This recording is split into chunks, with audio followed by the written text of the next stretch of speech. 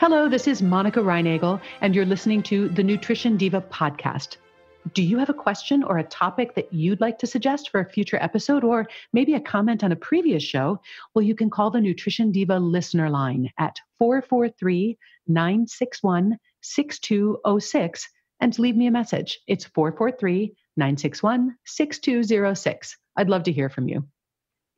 This week, I'm talking with registered dietitian, nutritionist, and podcaster Melissa Joy Dobbins about how you can do more with dinner, or what we're really going to talk about is how you can get more from dinner. In order to support this show, we need the help of some great advertisers, and you can help us with that by taking a quick anonymous survey so we can get to know you a little better. Once you've completed the survey, you can enter for a chance to win a $100 Amazon gift card. Terms and conditions apply. Find the survey at podsurvey.com/diva. That's podsurvey.com/diva. Thanks. Now, on to the episode.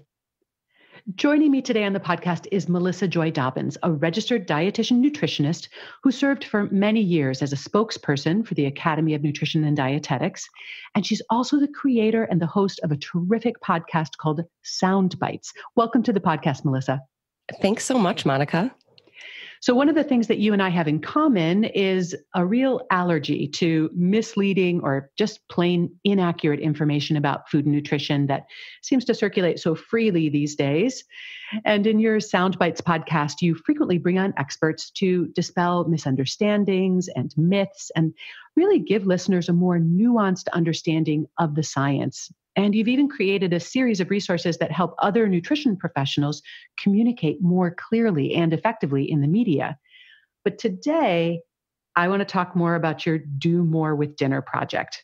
And as you've said, this is not about doing more, because most of us already feel like we couldn't do one more thing. It's really about getting more from this daily necessity.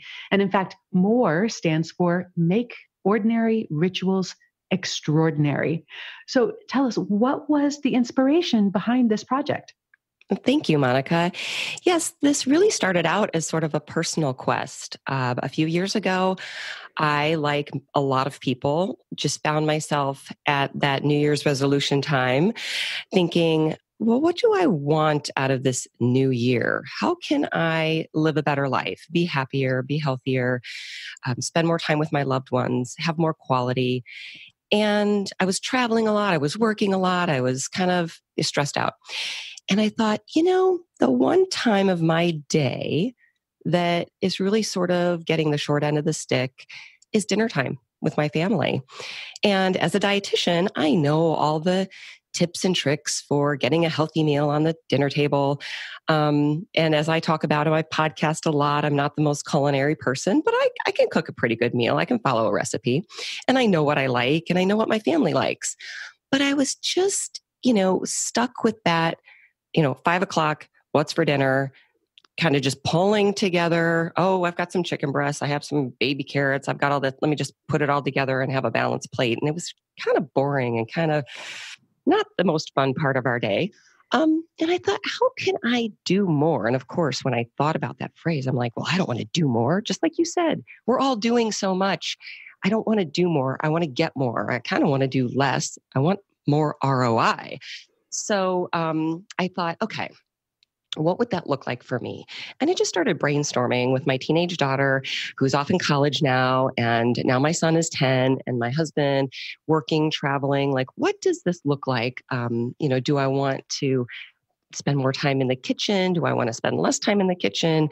Do I want to try new recipes? Do I want to, do more meal planning? And what I came to was, if this is something that I'm kind of struggling with and there's so many different options and things that I could do, that I wanted to share it out with other people. Because when I started pulling together the resources I had at my fingertips from our fabulous dietitian colleagues, I thought, well, these will be great resources to share out with other people. So basically, what it came down to mean for me was simply sitting down once a week and looking at our family schedule and deciding what nights I might possibly be able to cook Do I have a little bit of time? Do I want to just throw together one of our tried and true favorites? Do I have a little bit more time? Am I interested in trying something new? What nights are people going out to basketball practice or play rehearsal? Or am I out at a meeting? Or is my husband traveling? Am I traveling? Whatever. And so really that kind of became the anchor. And it just kind of went from there, where I sit down once a week, I figure out what the week sort of looks like. And like I said, it could be making a family favorite healthier. It could be trying something new. But really the biggest and best part of the whole experience has been our family conversations. So I can tell you more about that. Right. So let me just tell people what this toolkit that you've created. And of course, we'll have a link to the toolkit in the show notes for today. So you've gathered together a lot of great resources created by dietitian nutritionists and some others, things like recipe collections and meal prep and planning tools, kitchen organization tips, some information on children's nutrition for people who have children of different ages or different concerns. I love that you even included a guide to starting your own garden and maybe growing a little bit of your own food. And these are all there for people to tap into as they think that they might be useful.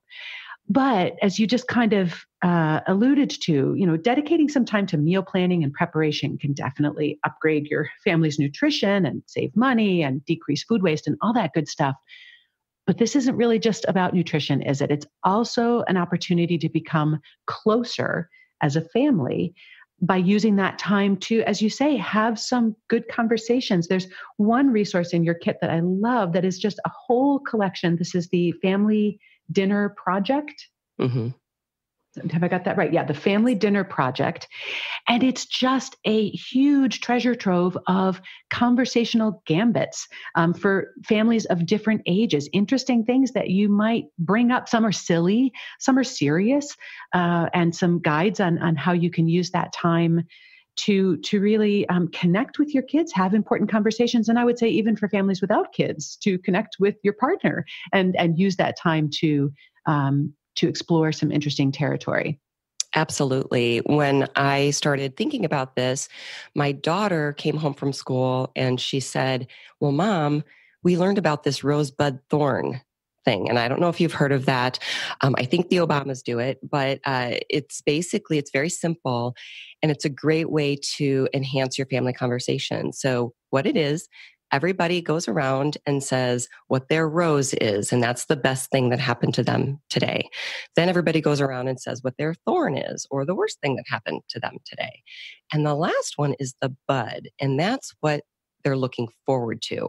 And that's where we really got into some interesting territory because, it's pretty typical to say, how was your day? What was good? What was bad? But to think about peeling that layer back and going a little deeper, what are you looking forward to? Of course, my son, who's 10, it could be 9 months away from his birthday and he's planning the birthday party, but when you've got, tweens or teenagers and you start getting into maybe some really important and enlightening and oftentimes funny conversations.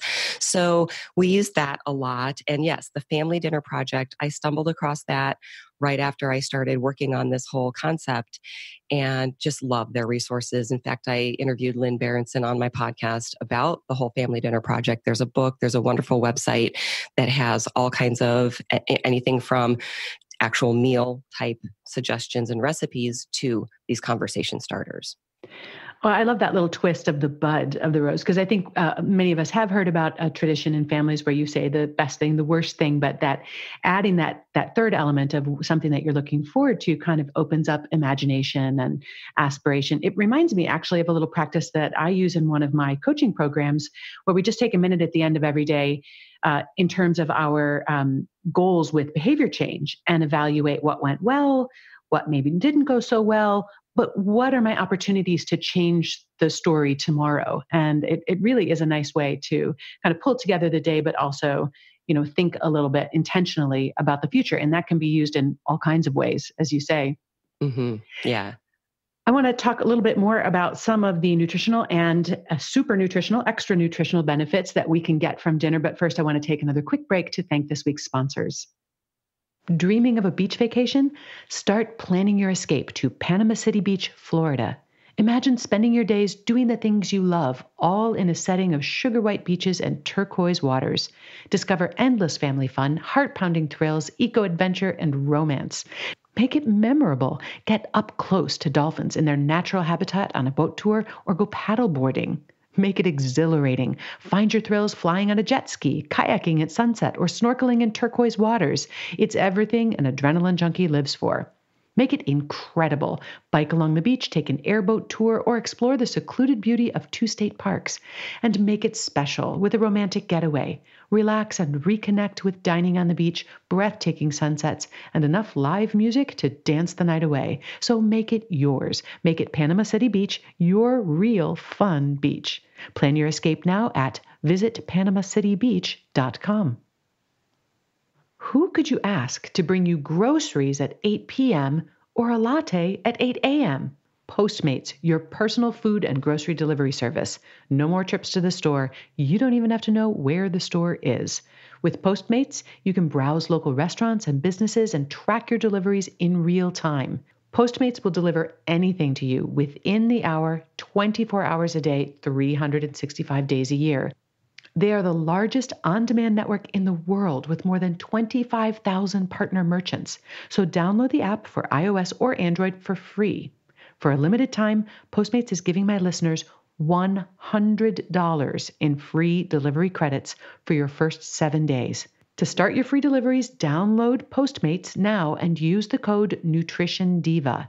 The code is Nutrition Diva, all one word, for $100 of free delivery credit for your first 7 days on the Postmates app. Get anything you need, anytime you need it. Download Postmates and save with the code Nutrition Diva.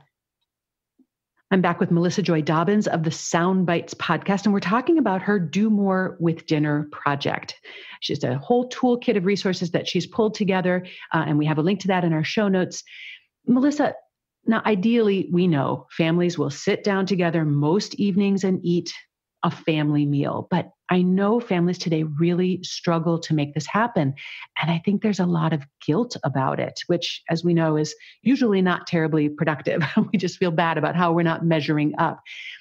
Are there ways to make this project, this initiative more accessible? I often talk about the benefits of having a good enough diet. What's the good enough version of the family dinner? Are we setting the bar too high and therefore just not willing to try? Monica, you're absolutely right. In fact, I just returned from an international conference where I learned a lot about how meal times and dinner time is evolving or de-evolving. And I'll be sharing some of those insights on an upcoming podcast. But, we are snacking more. Our meals really look different than they used to. And ironically, this image that we have of the family dinner time may not even be based in reality, not just for today, but in the past. We may have imagined a lot of this. So you're absolutely correct. There comes a lot of guilt can come along with this. And as the guilt-free RD, because food shouldn't make you feel bad, I really identify with that. And that's one of the reasons that I wanted to share this out with other people, because I think for myself, there's always a fine line between how much effort you're putting in and how much you're getting out of something. And it's a delicate balance that we walk every day. And I really want people to get more out of their efforts. And, we talk about that a lot in the field of nutrition as well, just as far as our healthy eating or weight control or disease management. We only have so much time, a very limited amount of time to put towards these different areas of our life. So that's why I really want people to know, if you have this dinner time opportunity, how can you make more of it? And what does that look like for you? For somebody who's, kind of interested in culinary aspects of food, it might mean dabbling into some more recipes and trying something new. For a busy mom, it might be, how do I get in and out of that grocery store in as little time as possible without those impulse buys? And I have everything I need, so I don't have to go every other day. I just go once a week and I'm good. It could be about decreasing food waste if you're interested in the environment. But it also doesn't have to be dinner. If breakfast is an opportunity for you to share with your family, and I know as my kids have gotten older, it's kind of a moving target. When I started this project, we did have several nights a week where we were all together, but that quickly changed to maybe once or twice a week when we were all at home at the same time for dinner. So it could be breakfast, it could be lunch.